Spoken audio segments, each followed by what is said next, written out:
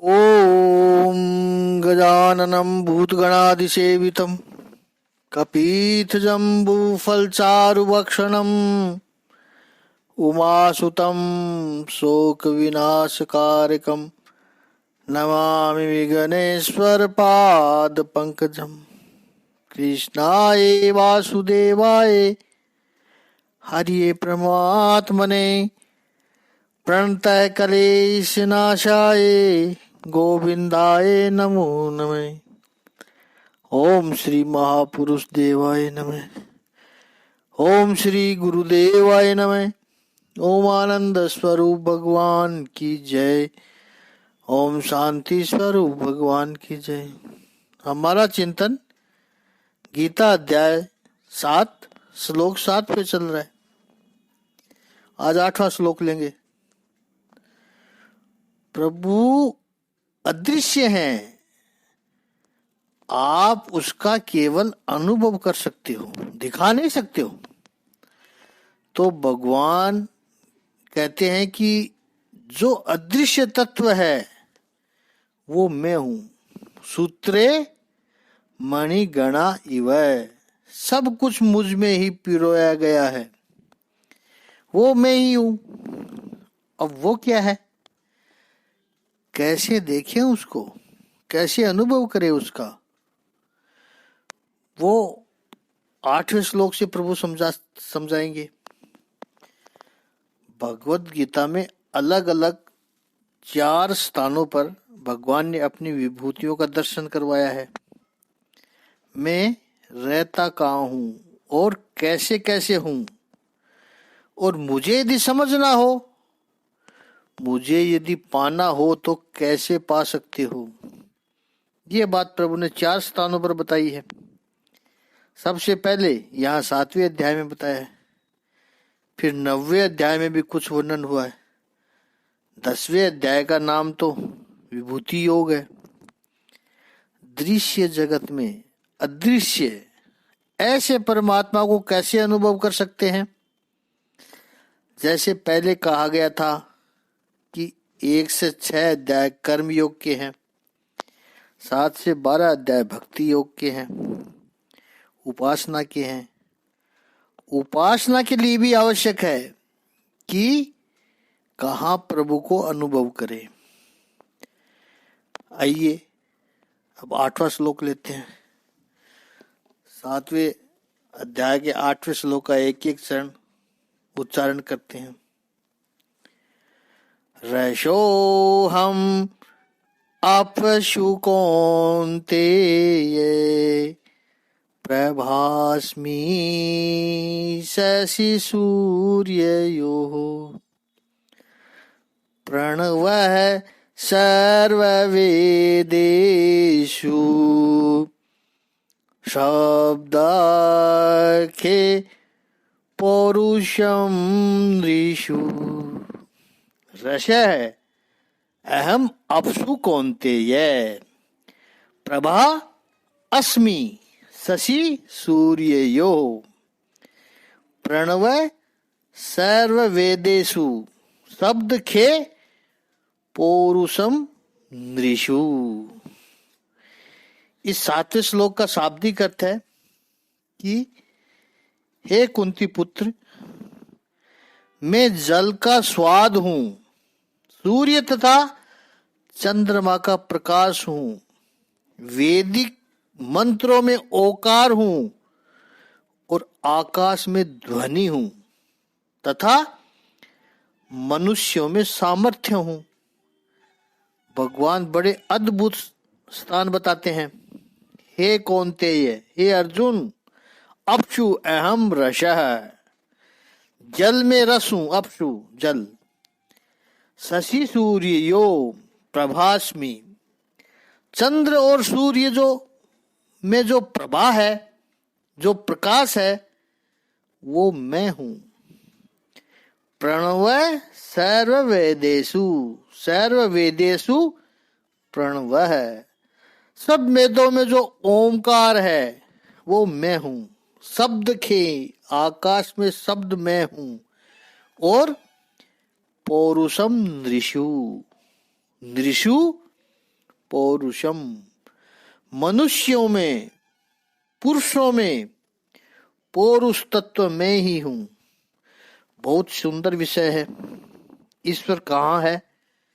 मनुष्य मन जब विकसित होता है तो परम तत्व की खोज करता है, अपने अस्तित्व के मूल को खोजने का प्रयास करता है मनुष्य। और यहाँ इस श्लोक में प्रभु उस यात्रा पर चलने वालों को उंगली से निर्देश करते हैं, दिशा सूचन कर रहे हैं, मार्गदर्शन कर रहे हैं कि कहाँ ढूंढना है मुझे। और ये सारी विभूतियां है, उन सभी में आपको एक बात दिखेगी, वो है दृश्य में अदृश्य, आकार में निराकार, ये दिखेगा हमको। और ये दृष्टि जिसके पास आ गई उसे सर्वत्र हरिदर्शन हो जाएगा। आइए, अद्भुत विषय है, समझें इसको। रसोहम अपसु। देखिए, अपरा प्रकृति का वर्णन करते समय भगवान ने 7वें अध्याय के 4थे श्लोक में अपनी अष्टधा प्रकृति बताई थी। भूमि, पृथ्वी, रापो, जल, नलो, अग्नि, वायु, हवा, खम, आकाश, फिर मन, बुद्धि और अहंकार। तो ये अष्टधा प्रकृति अपरा प्रकृति में पहले 5 है, जो वो 5 महातत्व है, पृथ्वी, जल, तेज, वायु और आकाश। और जो 5 महातत्व है उनकी 5 मात्राएं हैं, जिसे तन मात्रा कहते हैं। पृथ्वी तत्व की तन मात्रा है गंध, यानी पृथ्वी का लक्षण है गंध। और उस गंध को प्राप्त करने की, उस गंध को समझने की, उस गंध को अनुभव करने की जो इंद्रिय है, क्योंकि तन मात्रा है वो विषय है, और विषय है तो उसको अनुभव करने की इंद्रिय होनी चाहिए, तो वो है नासिका। तो ऐसे ही सब इंद्रियों को समझना है हमें। महातत्व, उसकी तन मात्रा, फिर उसकी रिस्पेक्टिव इंद्रिया। पृथ्वी की तन मात्रा गंध और इंद्रिया है नासिका।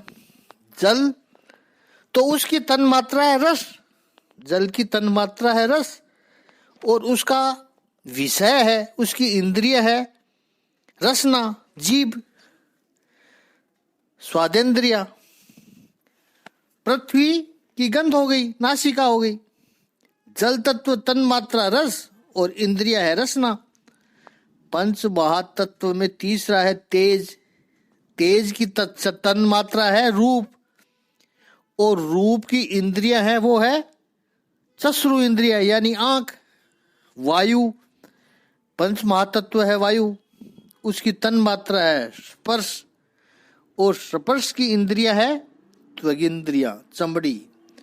और अंत में बचा आकाश, और आकाश की तन मात्रा है शब्द, और शब्द की इंद्रिया है श्रवण इंद्रिया, कर्ण इंद्रिया, कान।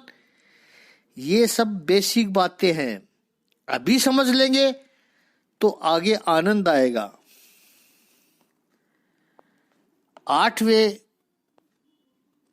ये 5 जो महातत्व है और उनकी जो तन मात्राएं हैं, उन 5 महातत्व में प्रभु कैसे अनुभव में आते हैं वो यहां पर प्रभु समझाएंगे। सबसे पहले समझाया है अपसु, यानी जल में। संस्कृत में अप शब्द है, जलवाचक है, लेकिन अप शब्द जो आता है यहाँ पर गाली के लिए, जो अप शब्द आता है वो नहीं है, वो नहीं समझना है। यहाँ है अप शब्द ऐसे है, तो अप का अर्थ है जल, वो हमेशा बहुवचन में आता है। इसलिए जितना भी जल है वो इस अब शब्द में सब आज समझ लेना है आपको। भगवान कहते अपसु अहम रस है, जल में जो रस है वो मेरी विभूति है।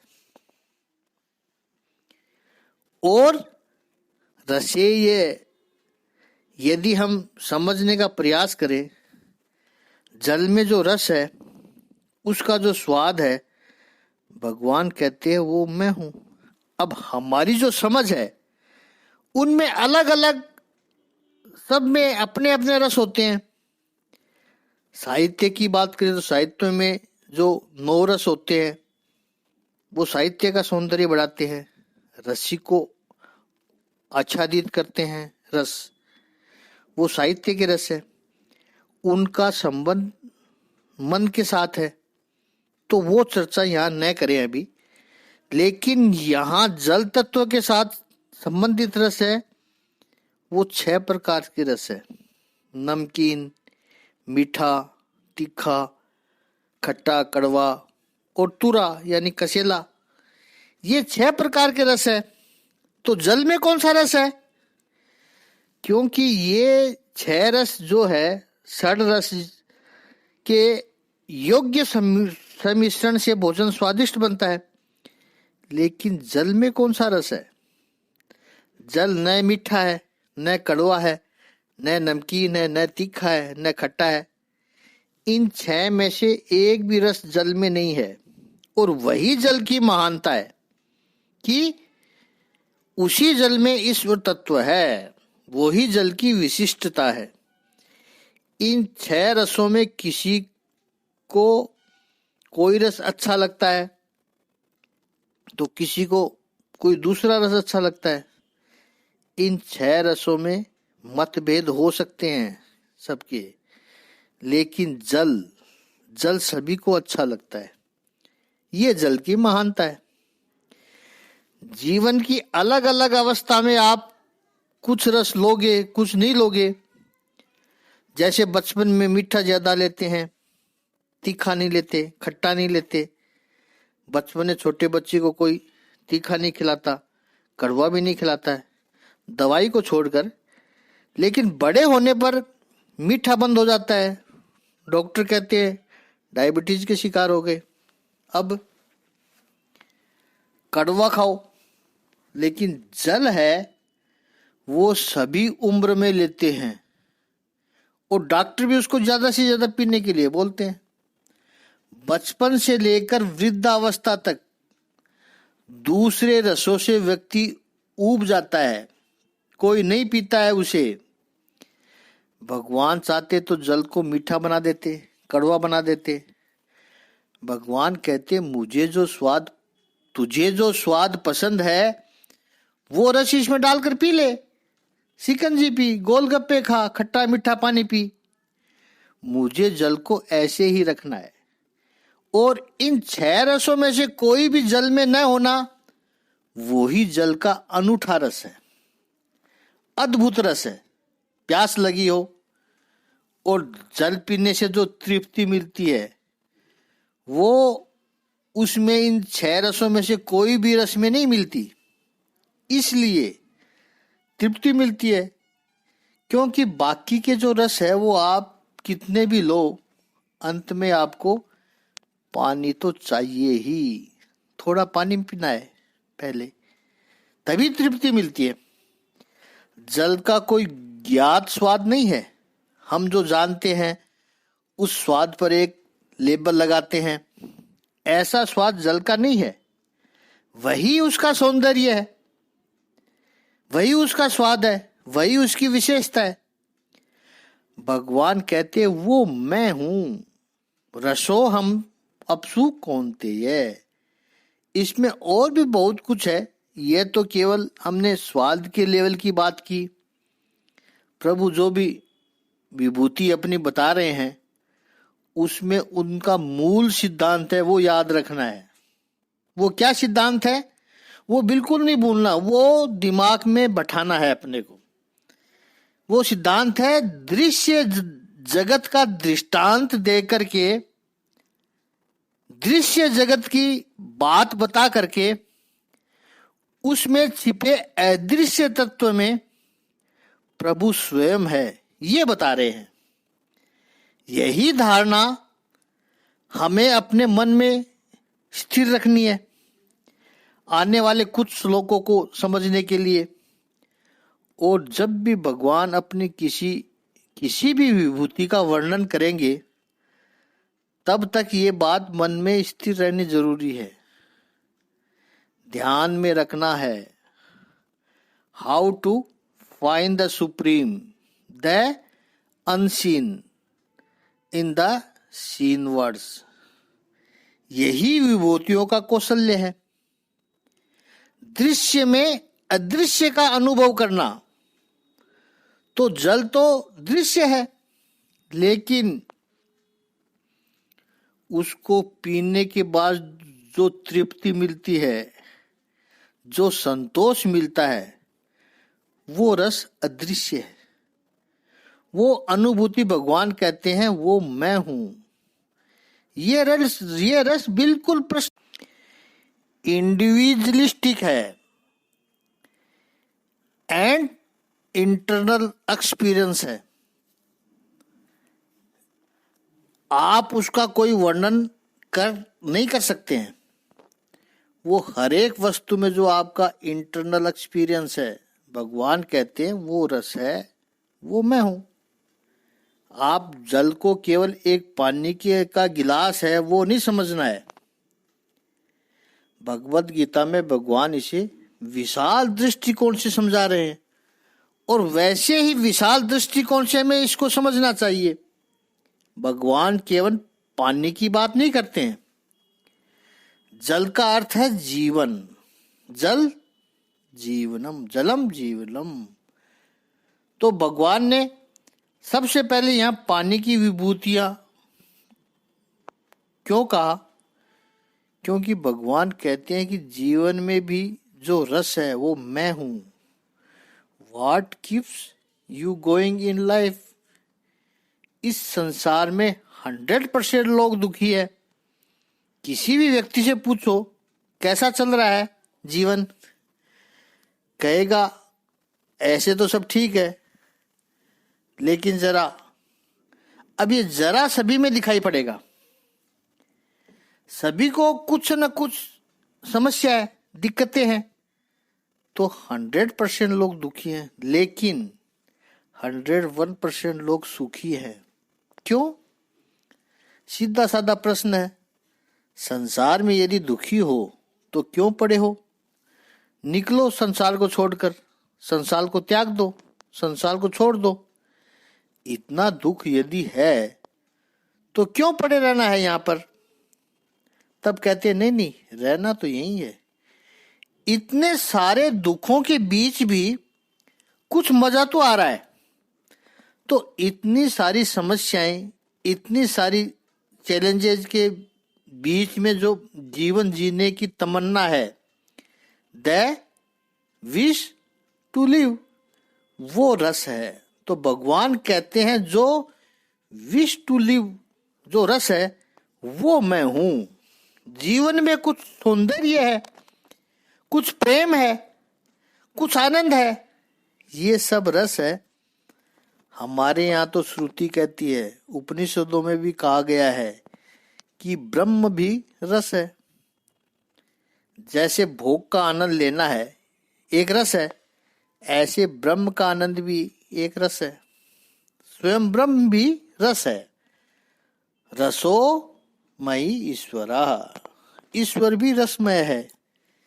इसलिए योगीराज भगवान श्री कृष्ण को कहा गया है रसराज।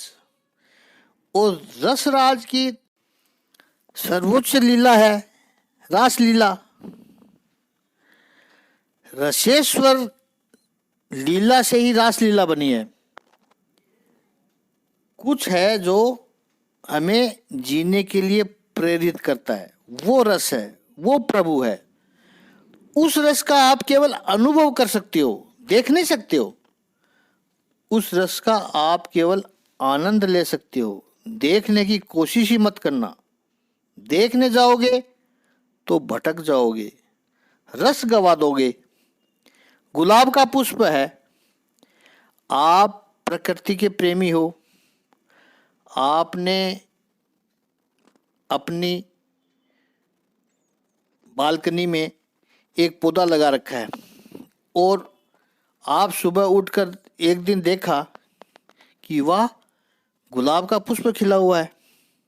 उस खिले हुए गुलाब के पुष्प को देखकर आपके अंतःकरण में जो आनंद की अनुभूति हुई, वो उस पुष्प के सौंदर्य को देखकर हुई, उस रस को देख करके हुई।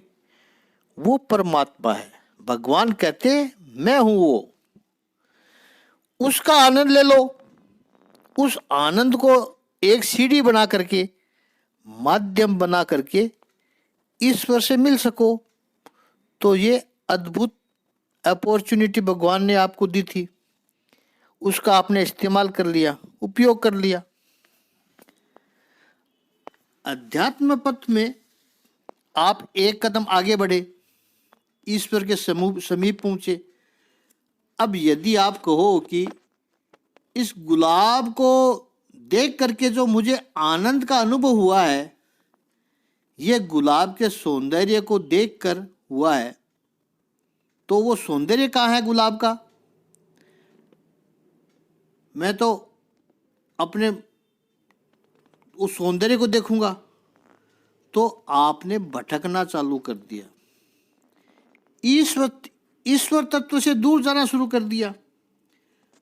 अब आपने, क्योंकि अब आप अपनी बुद्धि से सोचने लगोगे, मन से विचार करने लगोगे कि कहाँ है ये गुलाब के फूल का महापुरुष मात्र उदाहरण दे रहे हैं, दृष्टांत दे रहे हैं। वो भटकाना नहीं चाहते हैं, लेकिन व्यक्ति कैसे भटकता है वो इस फूल के दृष्टांत से समझा रहे हैं कि यह गुलाब का जो सौंदर्य क्या है और उसमें मुझे आनंद कैसे आया। सौंदर्य को देखकर आया। What is the beauty in the rose. अब ढूंढो सौंदर्य कहाँ है, तो आप वर्णन करोगे, इसकी पंखुड़ियाँ इतनी सुंदर है, इसकी सुगंध इतनी सुंदर है, इसका स्पर्श इतना सुखदायी है, इतना सुंदर है। कहाँ है ये सब? तो उस फूल को तोड़ना शुरू करोगे, एक एक पंखुड़ी अलग करोगे, सुगंध अलग करोगे, रंग अलग करोगे। ये नहीं कर पाओगे। एक सुंदर पुष्प को आपने छिन्न भिन्न कर दिया और वो कटा फटा टूटा फूल आपकी टेबल पर पड़ा है हुआ है। अब दिखाओ कहाँ गया सौंदर्य इसका। आप तो उसमें सौंदर्य ढूंढने गए थे, दिखाई पड़ा? नहीं दिखाई पड़ा। मिला आपको? नहीं मिला। उस कोशिश में क्या हुआ कि जो सौंदर्य था वो भी गवा बैठे। उससे तो बेहतर होता उस गुलाब के पुष्प को उसी जगह पर रहने देते और वहां खड़े होकर उसके सौंदर्य का आनंद लेते। जितना आपके पास समय था उसका आनंद लेते। तो आप नहीं कर पाए ऐसा। गुलाब के पुष्प का आप आधार बनाकर परमात्मा के समीप चले जाते। उस गुलाब के पुष्प को लेकर के आप उसको अपने इष्ट देव की तस्वीर को समर्पित करते, ताकि उस पुष्प का और सौंदर्य बढ़े, ताकि उस दृश्य को देख करके आपके अंतःकरण में और आनंद की अनुभूति होती। यह गुलाब के पुष्प का सही उपयोग था। ईश्वर ने गुलाब इसलिए नहीं बनाया कि आप उसे काट छाट कर अलग कर दो।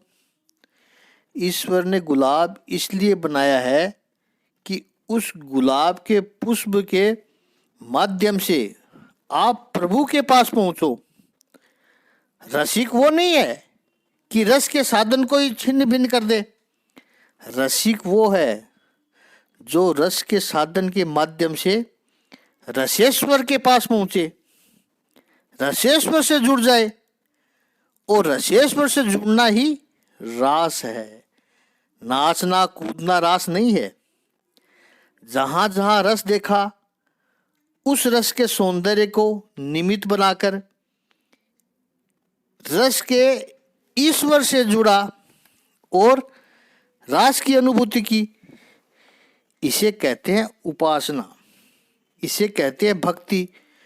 और ये भक्ति ही परिणाम है ज्ञान और विज्ञान का, ज्ञान और विज्ञान के समन्वय का।